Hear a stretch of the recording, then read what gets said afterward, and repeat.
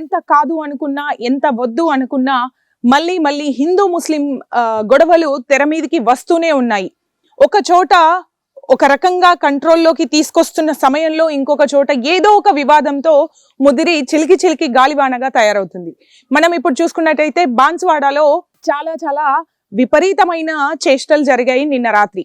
వివరాల్లోకి వెళితే ఒక రిలయన్స్ మార్ట్ లో స్టార్ట్ అయిన ఈ ఇష్యూ మొత్తం రాత్రి లోపు, అంటే సాయంత్రం 4 గంటల 5 గంటలకు స్టార్ట్ అయిన ఈ వివాదం రాత్రి లోపు చాలా పెద్ద తీవ్ర స్థాయిలో దుమారం రేపింది అని చెప్పాలి.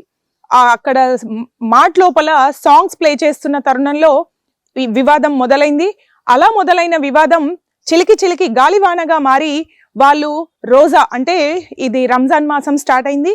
సో వాళ్ళు ఒక్క పొద్దు విడిచిన అనంతరం గ్రూపులుగా వచ్చి అక్కడ ఉన్న వాళ్ళని ఒక 150 మంది వరకు హిందువులు అక్కడ ఉన్నారు అని తెలిసి అక్కడికి చాలా వందల సంఖ్యలో కాదు వేల సంఖ్యలో ఆల్మోస్ట్ 2000 మంది డైరెక్ట్ వాళ్ళు నమాజు అది కంప్లీట్ చేసి వాళ్ళ రోజాని విడిచి డైరెక్ట్ గా ఇక్కడ గొడవల్లోకి వచ్చి రాళ్లతో రువ్వడం, కొట్టడం, అట్లాగే హిందువులు కూడా వాళ్ళని డిఫెండ్ చేయడం జరిగింది.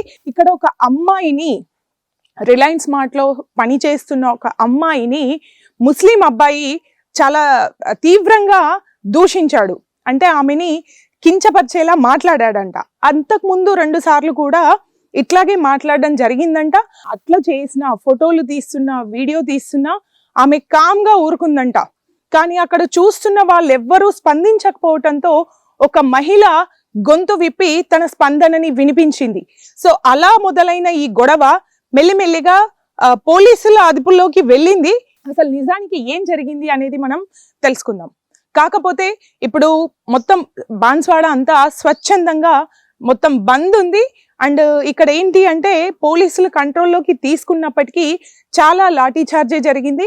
అండ్ ఈ రోజు కూడా ఎక్కడికక్కడ పోలీసు పహారా బాన్స్వాడలో నడుస్తుంది.